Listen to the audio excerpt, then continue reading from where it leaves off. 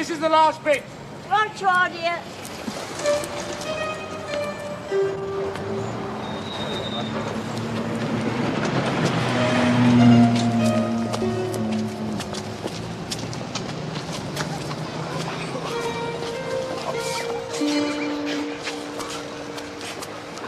I'm having your job, mate.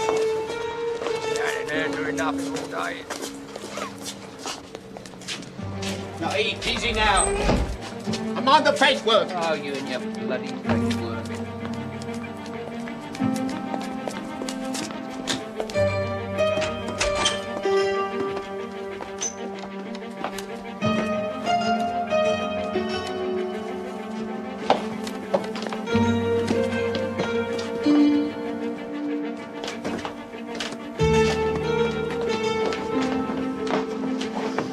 Leave it there, thank you. And could we have a signature, please? Certainly.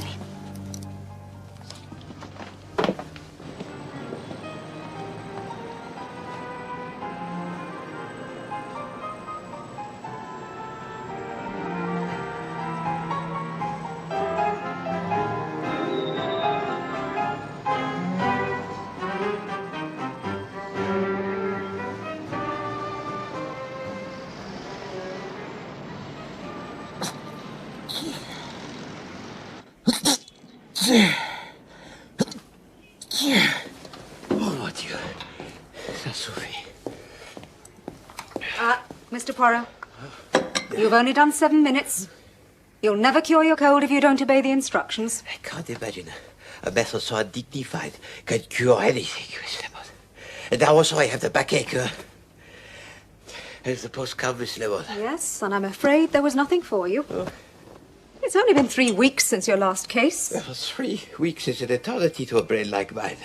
Without the constant stimulation, my little grey cells will starve and die. Already you can see I am suffering the effects.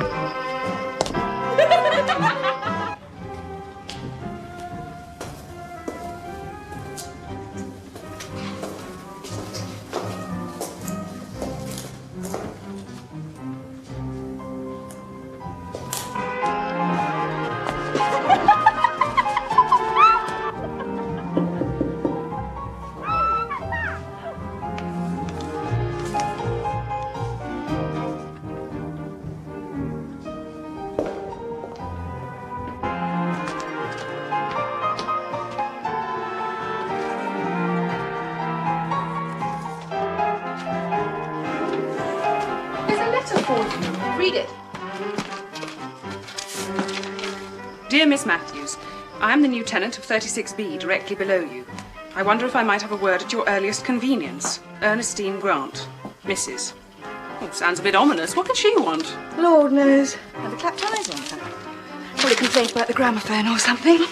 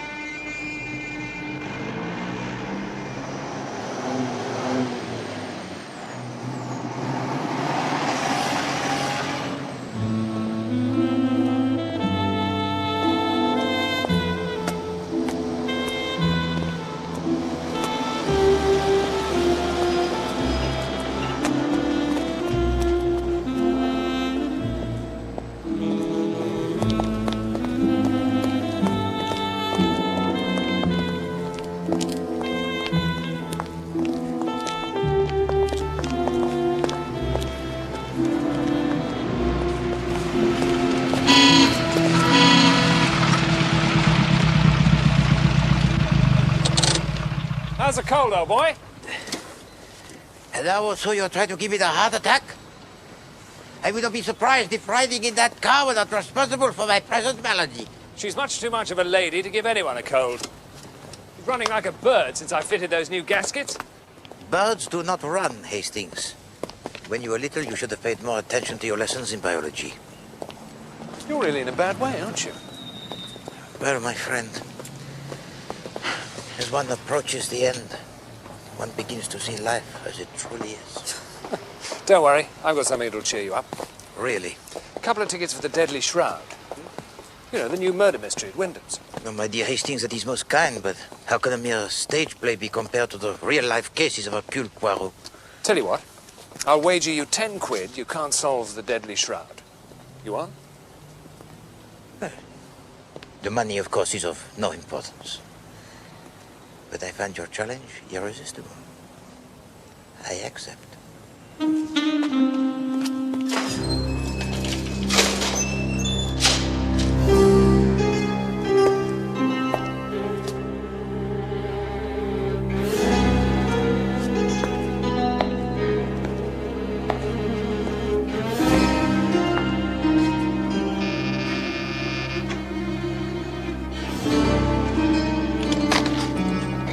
Oh, it's you. You better come in.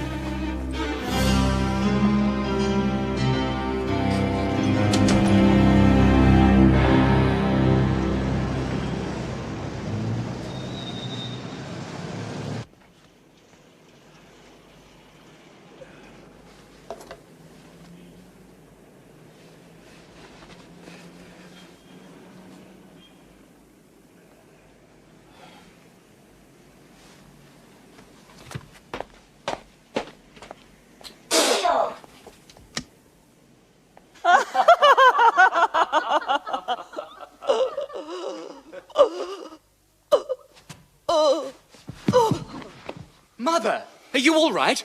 Oh, my God! Help her, someone! Lady Muriel.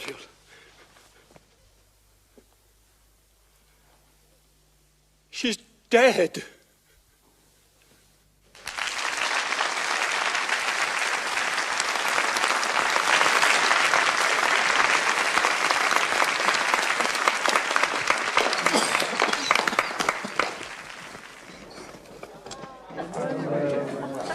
It was the sherry, of course, What was it? that killed Lady Muriel. The sherry. It was poisoned. Oh, do you think so? I think that Mrs. Sadler's looking pretty suspicious. No.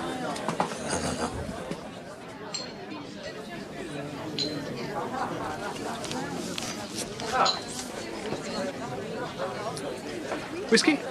No, thank you. Now, don't open this now. Only at the end. What is it? The name of the murderer, of course. It's Mademoiselle Matthews. Over there, Hastings, the girl in the red dress. She lives in the flat below me in Whitehaven Mansions. An enchanting mademoiselle, n'est-ce pas? Yes. The question of motive has had me worried, I can tell you. Why should anyone want to kill Lady Muriel? Who would gain by her death? The answer, ladies and gentlemen, is nobody. Why? Because Lady Muriel was never the intended victim. No. The person who should have drunk the poisoned sherry, the person for whom it was intended, was the missing son and heir who stood to inherit Lady Muriel's fortune. Major Sadler. Only one other person in this room knew of this well-kept secret and stood to gain from the Major's death. His wife. Am I not correct, Mrs. Sadler? Oh, but that's absurd. Oh, yes, the writer Mrs. is an Sadler. imbecile. Your plan was clever. So clever that it almost had me fooled. Until I noticed that there were not 5, but only 4 sherry glasses what had happened to the missing glass.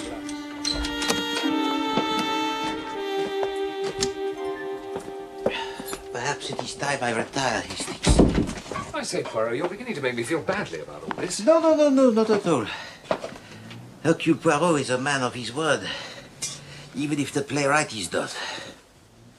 We were not given all the facts. It was only at the end that we discover that Major Sadler is Lady Muriel's son. And the theater has made my cold even worse. Of course I did. I got it at the end of it. Yeah, well, I bet you. I did that right at the beginning. I knew it was that Mrs. Sadler right from the beginning. Takes one to know one, I suppose. It was that dress she wore in the first act. I mean, it was so...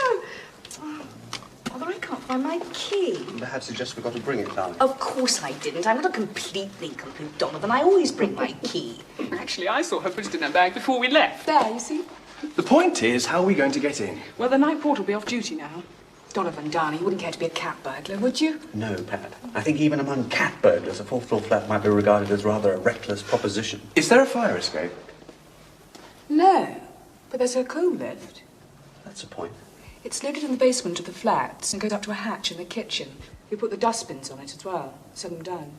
Won't the hatch be bolted? Well, I never really bothered to bolt mine. It's too stiff. Well, it's worth a try, wouldn't you say? Absolutely.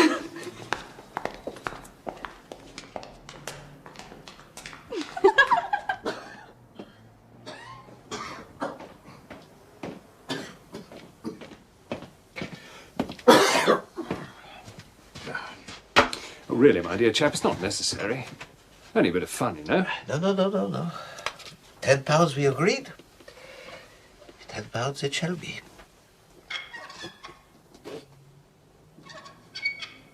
Tiens. C'est curieux. It is late to put out the dustbin.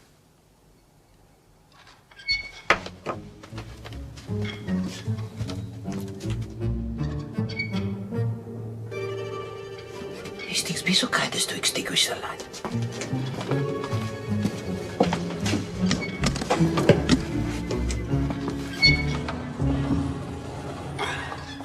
This'll be. Are you sure? Of course I'm bloody sure.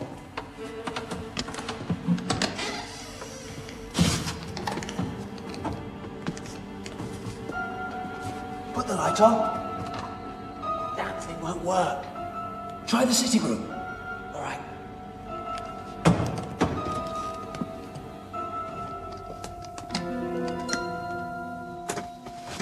Looks like burglars. No, I do not think so. They are wearing the evening dress. Oh, Mama.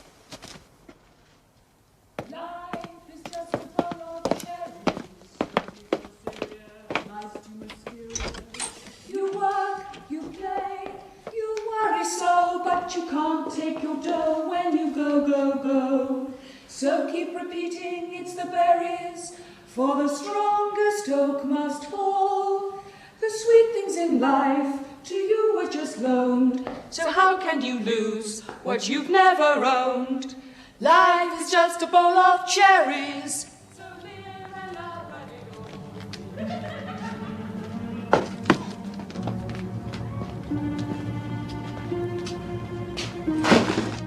What on earth's Pat been up to? Everything's the wrong bloody place. This isn't Pat's flat. Jeepers. Mrs. Ernestine Grant. Oh, Lord, we're in 36B, not 46B. I suggest we get out of here before she finds us.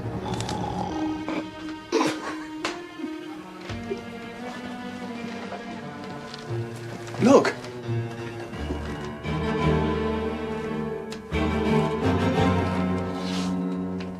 Good God.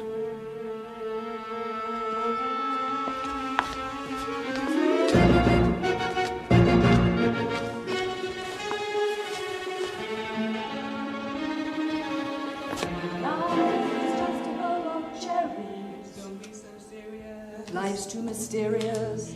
You work, you play, you worry so, but you can't take your dough when you go. we going to do? I don't know. Pat? Mildred? Something's happened. What is it? There's a dead woman down here. Oh, God.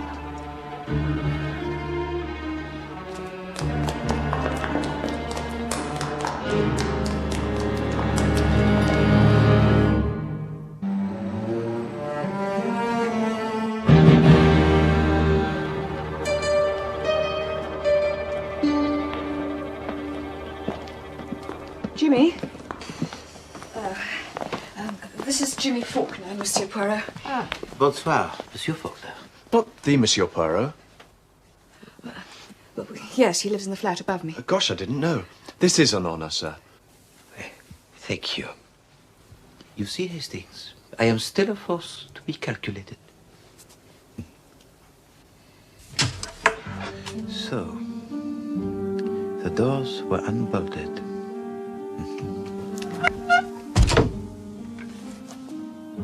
You walk across the kitchen. You say the light did not switch on. No, the bulb had gone or something.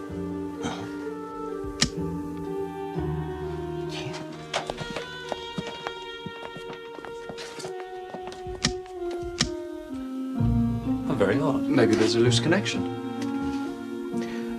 Or perhaps the bulb has been replaced. We heard that sound before, sir.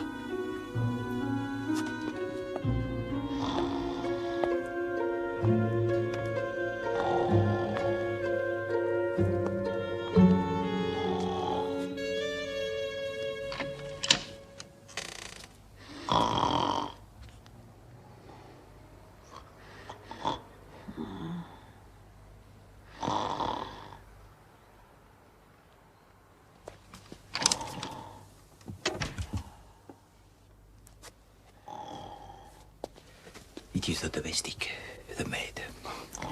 We will let her sleep for the moment.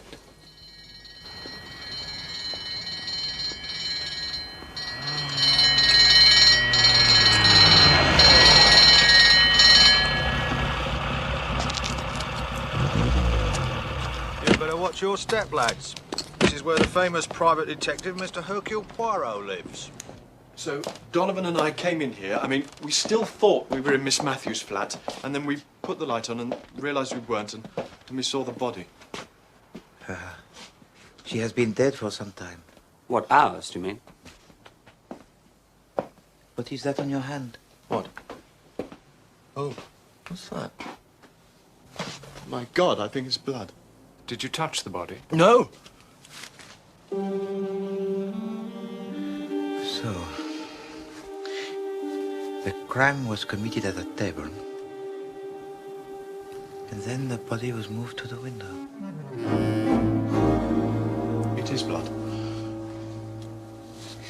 Hastings, be so kind as to go downstairs and ask Monsieur Dicker what time the last post was delivered this evening. Right. Hastings? Ah, my dear Chief Inspector Jacques. You'll be having murders in your back bedroom next, Poirot. Right, who's the victim? Mrs. Ernestine Grant. Apparently she only moved into the flat today. And how was the body found? Well, I'm afraid that's rather a long story, Chief Inspector. It would be. I shall want statements from everybody.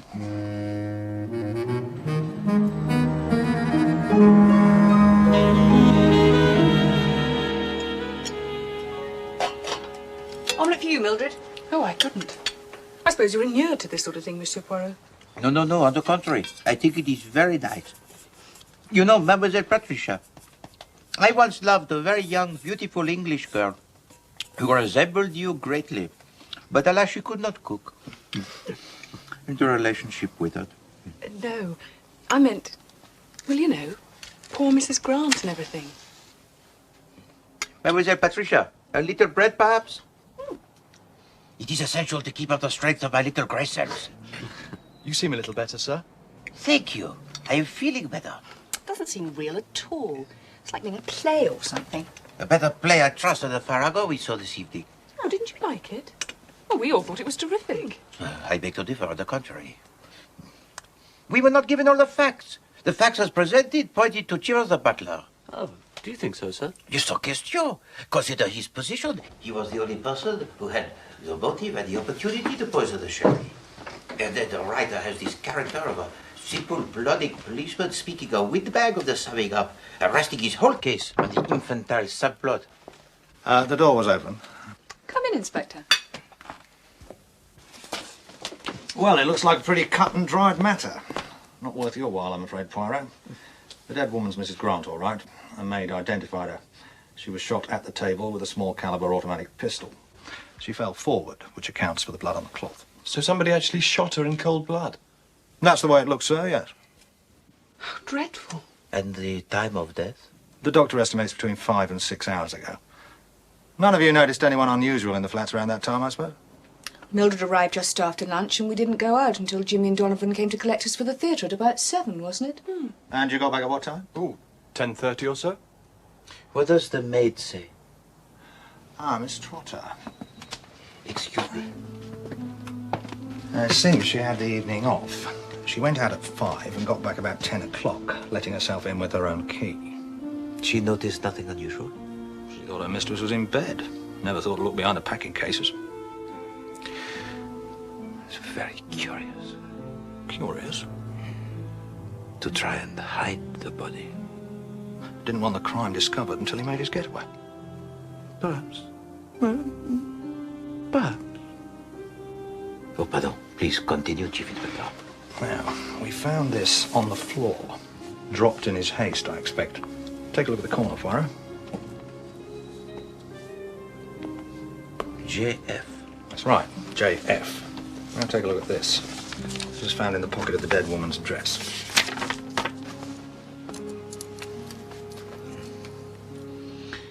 If it suits you, I will come this evening. Shall we say 6 o'clock? Fraser. An incriminating document for this Fraser.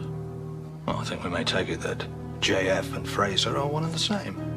A John Fraser, perhaps. We'll get a line on him in due course. Chief Inspector, sir. Miss Trotter here was wondering if she can go home now, sir. I'm going to stay at my sister's, if that's all right. I couldn't sleep here. Not tonight, I couldn't. Yes, that'll be all right for her. Oh, thank you, sir. Excuse me, mademoiselle. Yes, sir? Permit me, if I may, to ask you the question. Yes, sir. When you returned to the flat belonging to Mrs. Grant this evening, did you enter the sitting room? Oh, yes, sir. I collected the evening post on my way up, and I left the letters for Mrs. Grant on the sitting room table. And you noticed nothing strange in that room? No, sir, nothing. Thank you very much, mademoiselle. Thank you, sir. Good night. Ah, Poirot. Apparently the last post arrived at 9 o'clock this evening. Thank you, Hastings. And according to Dicker, nobody out of the ordinary came in and out of the building all night. Inspector, please. A little favor, if I may. Here we go. I would like to examine the flat belonging to Mrs. Grant. There's nothing there, Poirot. Well? I've put out a call for this John Fraser. We find him, that's the end of it. As you say. Well then. Oh, examine it as much as you like.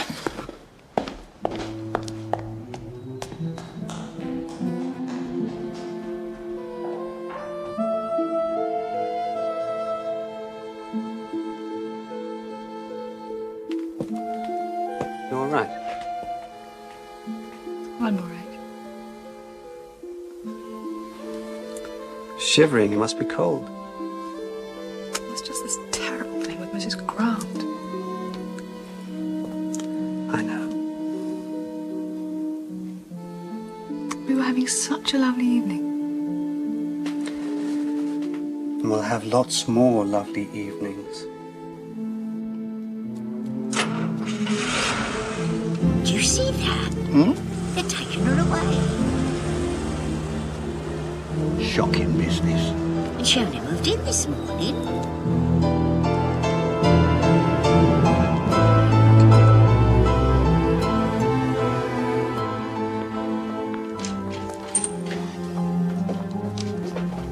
must, my friends, consider the facts. First, the letter, which was found at the scene of the crime with the name John Fraser written on the bottom. Then, the handkerchief with the monogram JF marked on one corner. So, it would appear, would it not, my friends, that this man, John Fraser, was careless, n'est-ce pas?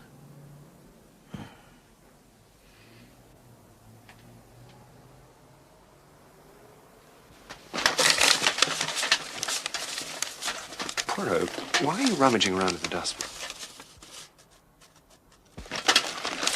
Uh-huh. I thought so. Voila. Pardon, I have a cold. Would you be so kind, Monsieur Donovan? Thank you. No, c'est dangereux. Why did he take off the lid? He's stupid. Oh. Jimmy, fetch some brandy, if you please. In the sitting room, I think. Hastings, the damp cloth.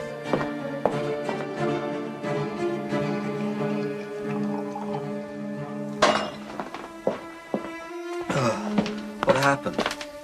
Here, drink this, my friend. You are fortunate, Monsieur Bailey. It could have been worse. Even poison, perhaps. You must be more careful. A kick like a mule. Feeling any better? I think so, thanks. Oh, mon Dieu. Hastings, take him upstairs to the flat, huh? Perhaps prepare for him some coffee. No, I'm sure I'll be fine now, thanks. No. I insist. You are still weak, yes? I suppose I do feel a bit wonky still. Better come along, old chap. Take it easy for a bit. Oh, Hastings, make sure Monsieur Bailey is very comfortable, because, Hastings, I am anxious for his health. Right.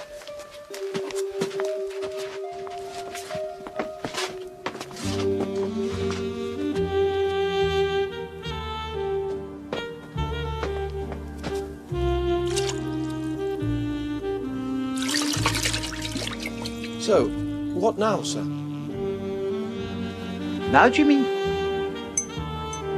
Nothing. The case is finished. Finished? Oh, yes, my friend.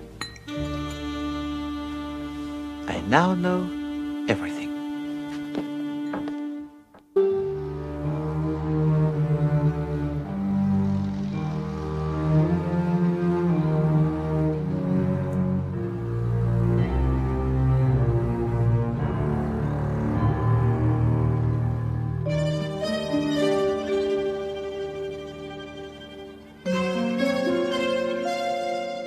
I don't understand, sir. Have they arrested this Fraser chap already? There is no Fraser chap. He is the name only. The name carefully marked on a handkerchief. The name written on the bottom of a letter which was placed in the pocket of the dead woman where we would find it. Good Lord. But who changed the light bulb in the kitchen then? No one. The light, it works to perfection. It was a ruse to get you into this sitting room. Come, I show you. You see, Jimmy, with the light on, it is obvious at once that this is not the kitchen of Mademoiselle Patricia. Eh? You would have had no reason to go into the sitting room, would you? No. No. Jimmy, what is this? The key to this flat? No. It is the key to the flat upstairs. The key to Mademoiselle Patricia's flat. Monsieur Bailey stole this key, Jimmy, from her bag, and I presume sometime during the evening. Donovan stole it? Yes. What on earth for? To prevent you all from going into her flat when you came back from the theater. But why would he want... Oh, mon Dieu! To drive you into this flat instead. To drive you, my friend, into the service lift. But where did you find the key? We are expected to find it. In the pocket of Monsieur Bailey. You see, Jimmy, I only pretended to find this bottle in the rubbish bin. I had it in my pocket all the time. But I hand it to Monsieur Bailey, he sniffs it, and pff. In this bottle is ethyl chloride. A most powerful instant anesthetic. So, for the few moments, Monsieur Bailey is unconscious. But it is time enough, while you are in this room, to fetch the brandy, for me to take the 2 items from Monsieur Bailey's pocket that I knew I would find there. Yes, No, patience, my friend, and you will learn everything. I ask myself, why hide the body behind the packing cases? To gain time? Yes. But for the very special reason. You see, Jimmy, earlier this evening, the murderer entered this flat in order to take something, huh? But that something was nowhere to be found. So it was necessary for him to return, but only after the last post was delivered. So he had to hide the body behind the curtain. Then Mademoiselle Trotter, the domestic, enters, sees nothing unusual, places the last post on the table, and retires to bed. And what's that letter then, sir? Oh, this letter, Jimmy. This was the second item I took from Monsieur Bailey's pocket. It was this letter that he was so desperate to find. Are you saying, then, that Donovan murdered Mrs. Grant? Exactly. But why? He didn't even know Mrs. Grant. Why should he want to kill her?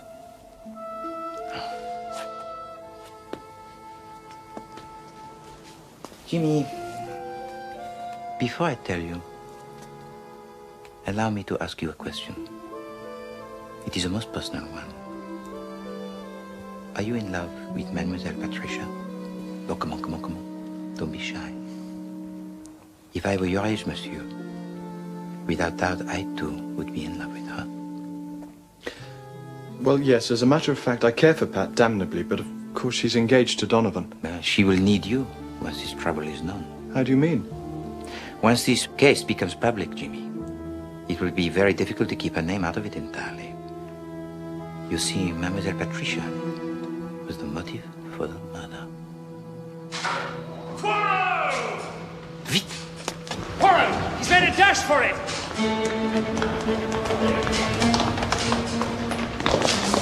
Constable, stop that man in the lift, hurry. And you, Jimmy.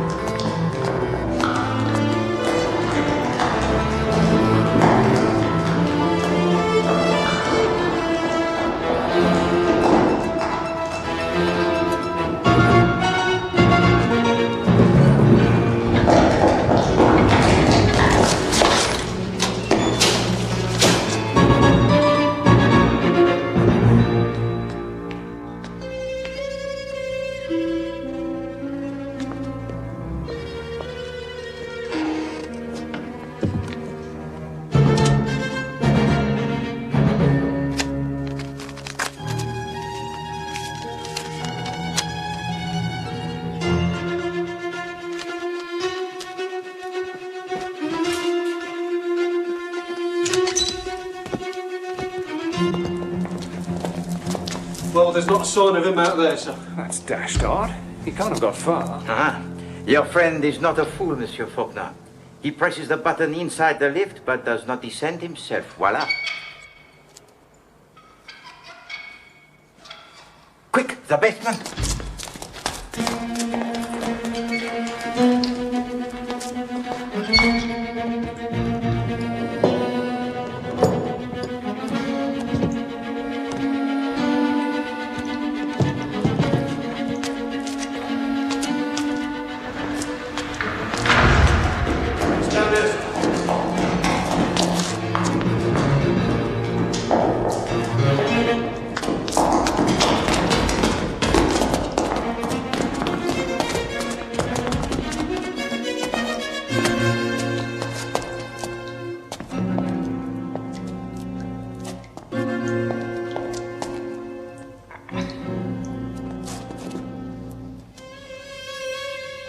Nothing here.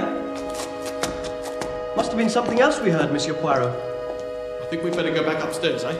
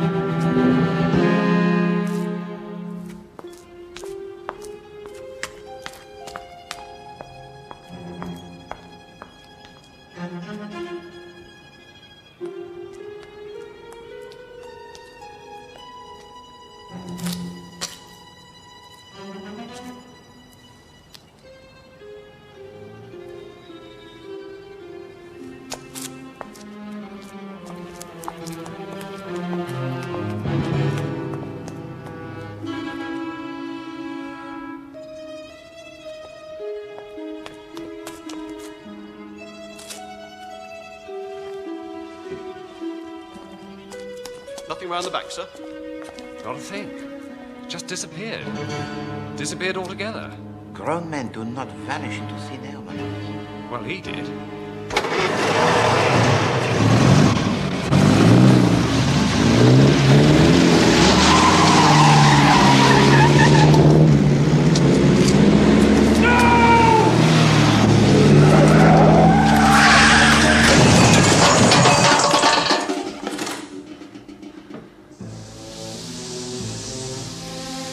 Oh my God, Donovan! Monsieur Bailey! Monsieur Bailey! I'd better call an ambulance, sir, I think. Is he badly hurt? Oh my God!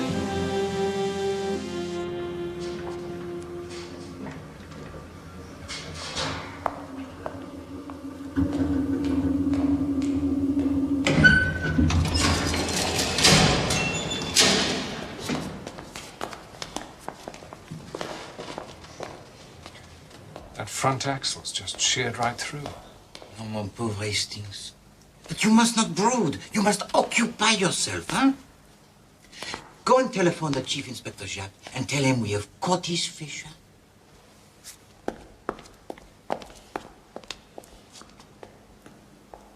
What's happened to Donovan? It'll need a whole new front end.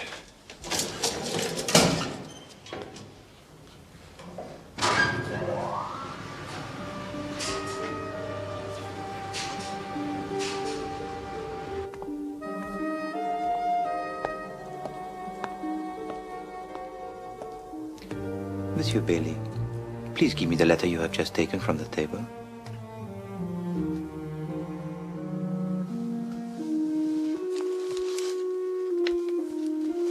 Thank you, monsieur.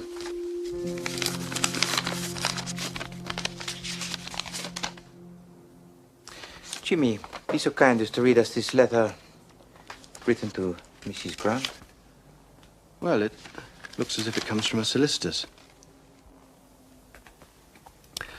Dear Madam, we return the document you forwarded to us. It is quite in order, and the fact of the marriage having taken place abroad does not invalidate it in any way. Yours truly, etc., etc. So, Jimmy, you ask why Mrs. Grant, huh? Eh bien, voilà. The marriage certificate between Donovan Grant and Ernestine Trapshaw, dated 1930. Who's Donovan Grant? He now calls himself Donovan Bailey.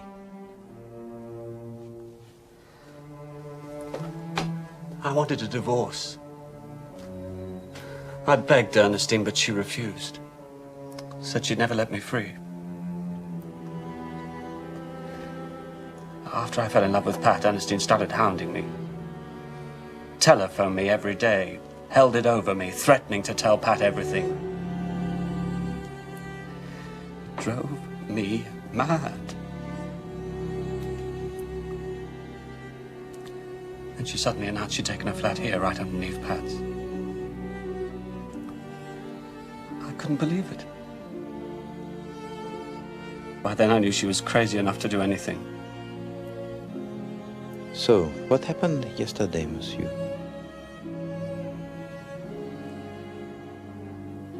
Ernestine called me in the afternoon. Said she'd written to Pat to arrange to see her, to tell her the truth about us. Well, I naturally assumed the worst. I knew I had to do something once and for all. I called round to her flat around about 6. Oh, it's you. You'd better come in.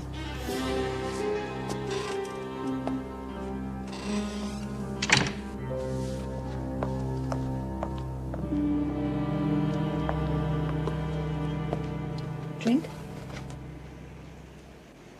You've absolutely no right to go hounding Pat. But I'm not hounding her, my darling. I'm simply telling her what a rotten bounder you are, promising to marry her when you're already married to me. We got married in Switzerland, Ernestine, if you remember. It doesn't count under British law. So you keep telling me. But I thought I'd test your little theory.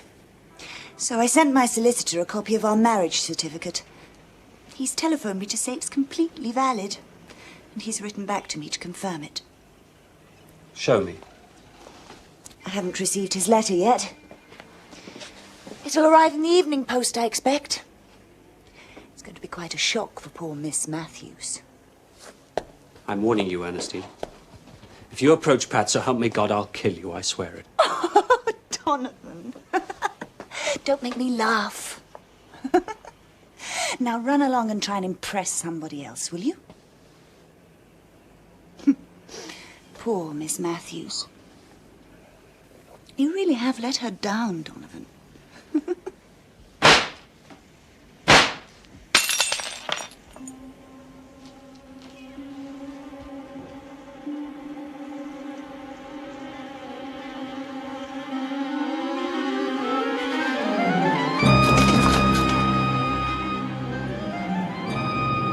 I warned her, you see. But she wouldn't listen. Afterwards, I went back home and changed for the theatre. I couldn't let her hurt Pat like that. Could I?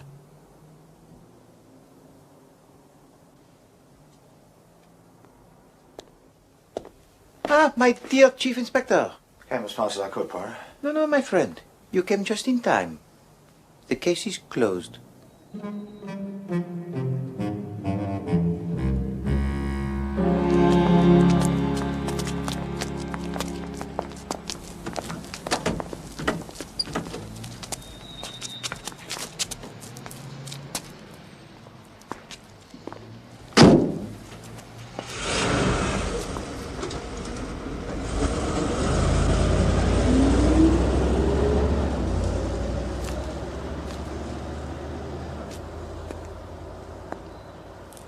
Jimmy, go to Mademoiselle Patricia.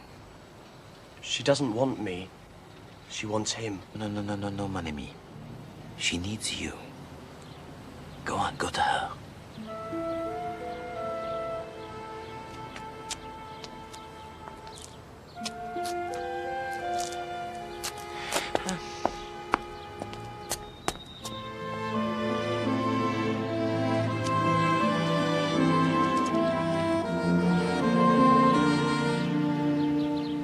Hanging's too good for some people.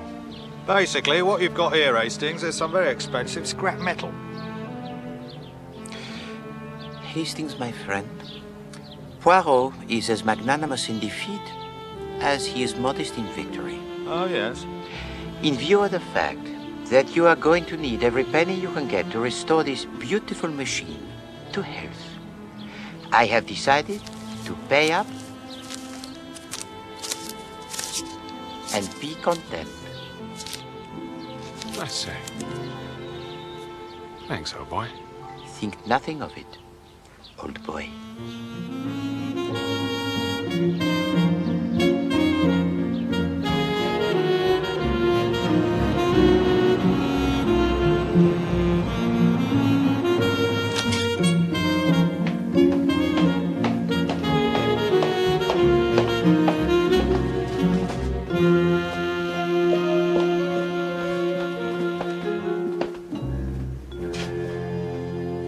Good morning, Miss Lemon. Good morning, Mr. Poirot. And what a beautiful morning it is. Lovely. I hear you've been having all sorts of excitement here. No, it was nothing. A case like any other. I've got your Friar's balsam for you. My what?